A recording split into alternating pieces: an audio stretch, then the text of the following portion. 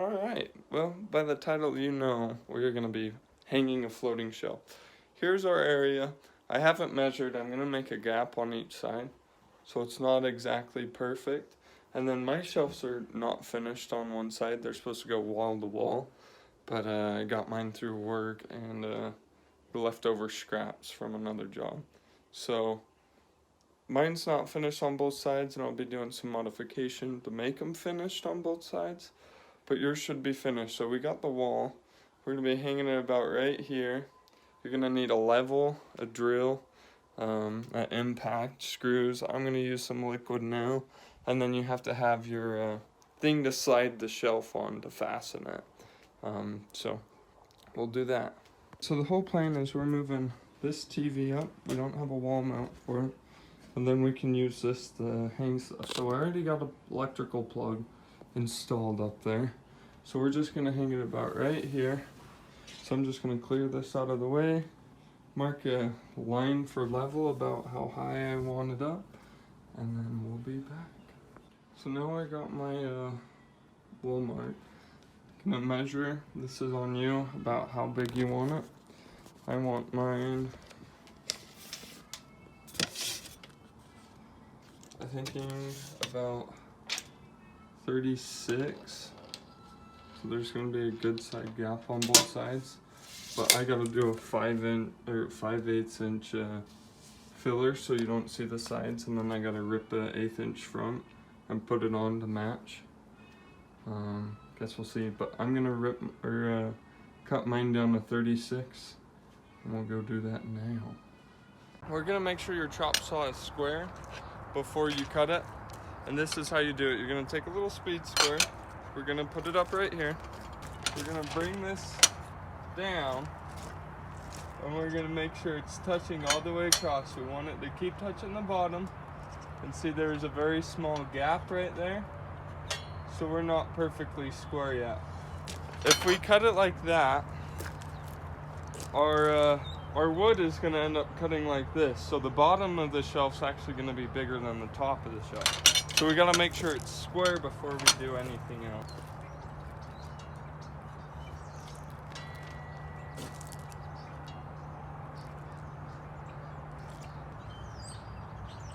Alright, so right there we are like perfect. I recommend if you move your saw around a lot, you're going to want to do this every time you cut something, because nothing's going to be square if it is out of that. I'm going to take our floating shelf. We're going to mark a line right about 35.5 is where I'm cutting mine. Rough line, about 35.5. Now, I recommend anyone that's doing wood products to use blue tape and wrap it around it, because if your blade's not super sharp, you're gonna have blowouts. So we're just gonna wrap this blue tape. Make sure it's blue tape.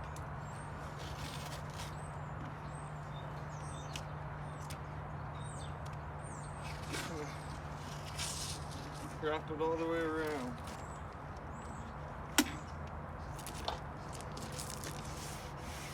That's just for if there's any blowouts on it. Don't want any of that. Now we're going to set it back up here. Make a true mark at your 35.5 or whatever your measurement is. We're going to take our speed square, our big one. We're just going to mark that, just to be certain that it's square. My saw's not big enough. We're going to have to do multiple cuts. We're going to take the blade. I have a little light so I can see perfectly.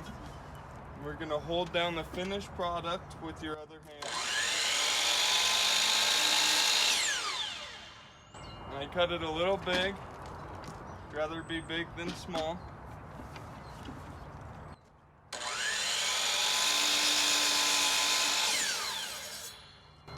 So now we're just going to start cutting it, and we're going to go very slow and easy because you don't want any blowouts on the bottom or the top.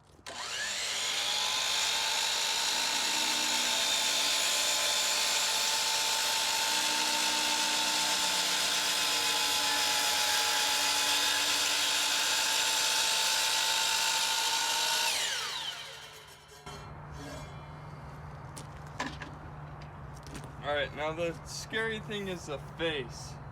Faces have a lot of blowouts, and I have to cut it this way. So, just gotta be very careful with it. Very, very careful. Just gonna finish marking this line on this side too. I'm just gonna go slow, very, very slow with this.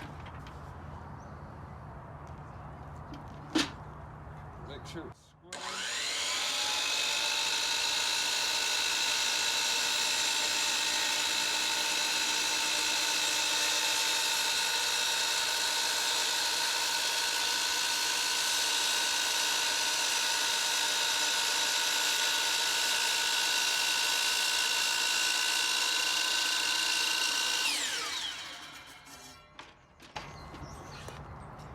Okay, so I got this big chunk off now.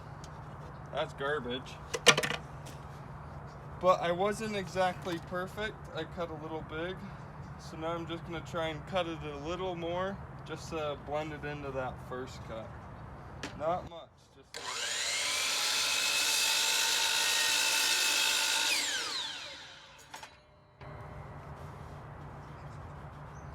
Well, that was really, really, really good. So we're gonna take the blue tape off now. Don't have any blowouts because we go slow. You want a good clean blade, good sharp blade, and you use tape.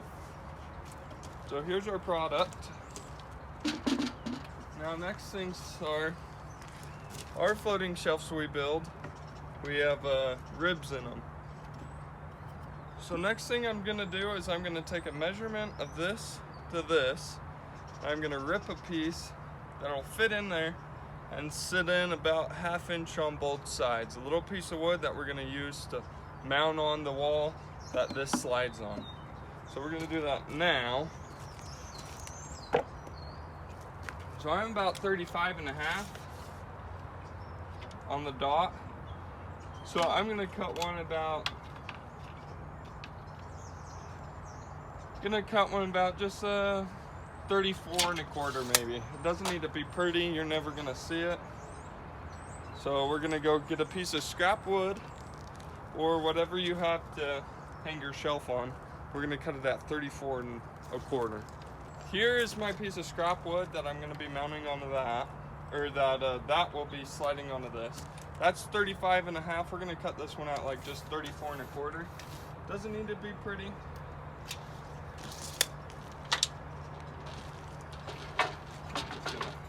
On there.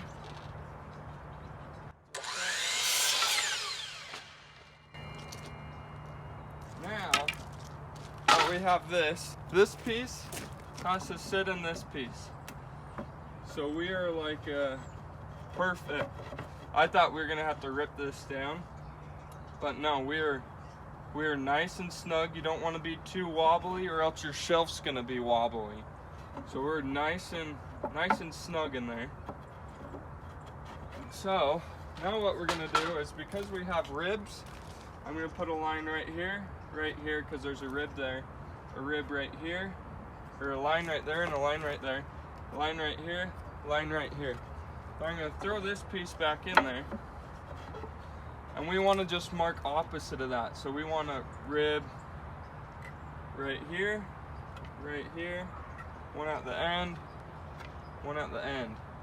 Now you can throw in more if you want, but that should be plenty. So now we got this. We're gonna measure the depth of this. So we're at 11.25 for depth wise. Now this doesn't need to be exact either. About 11.25, but that's with this in it. How far in can our ribs go? You don't want it going like all the way down, but this is about 10. So we're just gonna cut 1, 2, 3, 4 of them at 9.5. So we keep this good piece over here. All right, so we started cutting 9.5 pieces because of that. We got 1, 2, 3. We're just gonna throw this up here, make a flush, make a line, throw it over there. Doesn't need to be perfect. I'm gonna act like this is connected, so we're just gonna set this here and put that in there. And that's how much wiggle room we'll have from right here, but it's up here right now. So that'll be the wiggle room, about 1 inch, 3/4. So now, alrighty, so now we're gonna do a hole right here. Right here, just where you're putting your ribs at.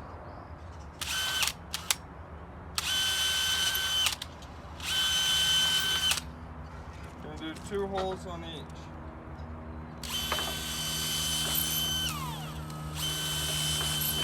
This is gonna be for the screws to go in. We got this for kind of a countersink.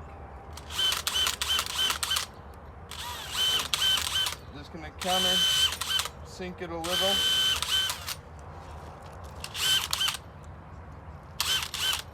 All right, so now that we got that out there, we're gonna take I have a pin nailer, I don't have a brad nailer to use. So we're gonna take this, we're gonna make sure it's flush all around. We're just gonna throw a pin in it. Throw a few of them in it.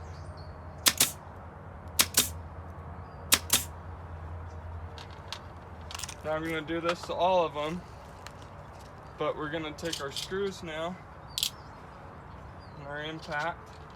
I'm going to pre-drill just a little more now. I find it easier to do this rather than try and do all of it at once. So we're going to do that. And now we're going to throw our screws in it. I got 3-inch screws. We're going to do this to the whole thing, and then we'll be right back. So I'm not too sure if you could see, but all of these are flush. And you want to screw one like halfway and then screw the other one all the way in and then screw that first one back halfway. That way it just doesn't twist on you. I put like 6 or 7 pin nails through each one just to make sure that they don't move. But this is what the end product should look like. Something kind of similar. And that way, now I can put this in here. Be very snug, and it's just going to sit perfectly in there. So now we're going to go mount this on the wall, and then we'll just slide the shelf on, and yeah, not too crazy. Okay, so I have this marked about where it's going, center of this to this, and now I'm just going to find all the studs.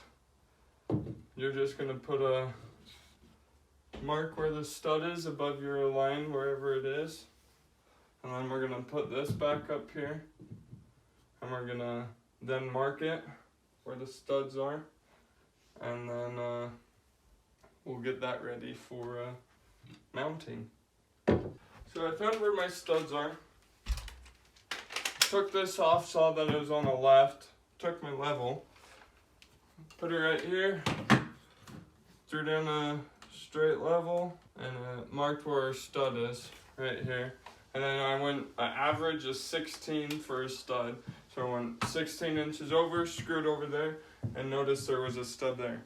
So that's not really gonna matter because ours, we're gonna now basically put a line above, just a small line. Gonna throw this back up here and see, put it on the equal sides. We're gonna put a line where the stud is, another line where this stud is, And we're going to take our drill. We're going to drill out those 2 spots. Alrighty, so now that we got these pre-drilled, we're actually going to do 2 per stud just for guaranteed sturdiness. We're going to make sure that we're up the right way and it's not flipped over, because if it's flipped over, you're not going to hit your studs. So now that we got that all set up, we're going to use some liquid nail just for extra sturdiness. Just do a little amount, not too crazy. And I got a pin nailer on hand. I'm gonna throw it back up there. You want to be pretty exact. Now that I got it up here, we're just gonna throw a few pins just to help hold it. Get back on your 1 line.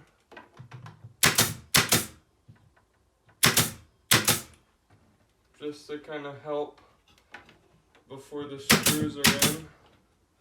Don't necessarily have to hit studs, because it's just kind of helping support it. And take our drill. Now we're gonna screw it on.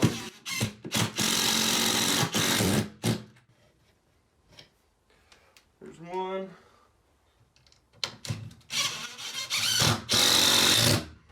There's 2. I'm gonna put on those other 2, and then we gotta go get a paper towel and wipe up all the liquid nail that has came out.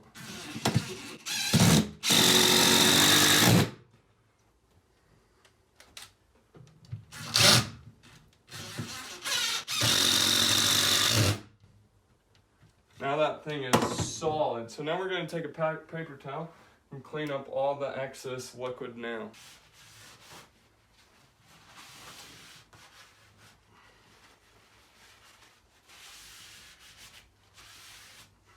Alright, now that we're done with that, you can also use a level. Make sure you're perfectly level. We are perfect, but that's because I threw down a line. Sometimes it's good to throw down a line, screw 1 side, and then hold this side up, just to double check to make sure it's level before you throw in these screws. But I do this a lot, and I'm pretty used to doing these. So now that we got these in, now we're really solid. So now we should, we can grab our shelf. It's gonna be a tight squeeze. There's our shelf. So now we're just gonna center it. And then I got some screws that we're gonna fasten into the back of this. Take our drill. And I have these finish screws from Home Depot, just something like this. You can get brown ones or black ones, or depending on whatever color of your shelf. I'm gonna take these.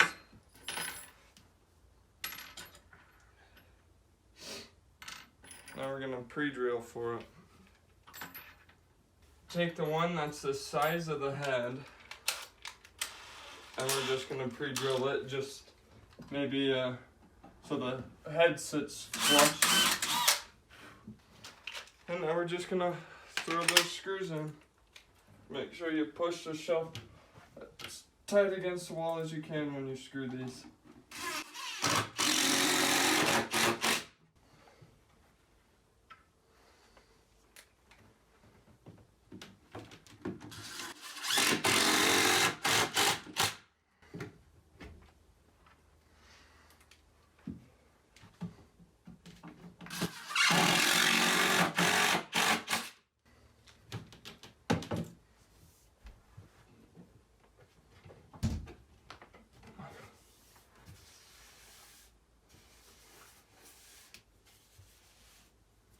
Now just like that, you have your floating shelf. Now, I'm going to put caps on my ends because mine, like I said, wall to wall. If you buy yours pre-made that's capped on both sides, you don't have to do anything. I hope you guys enjoyed that.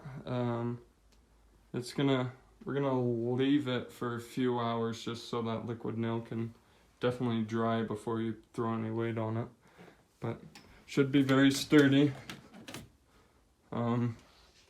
Now you're definitely not going to be able to stand on it and do jumping jacks on it. If you do a wall-to-wall and slide it in, they're a lot more stable because these will be attached to the walls themselves. But when it's sitting just like this, all you hit is 2 studs and still has a little movement, but that's basically all just for looks, but should hold the TV just fine as soon as everything's dried, and there we go.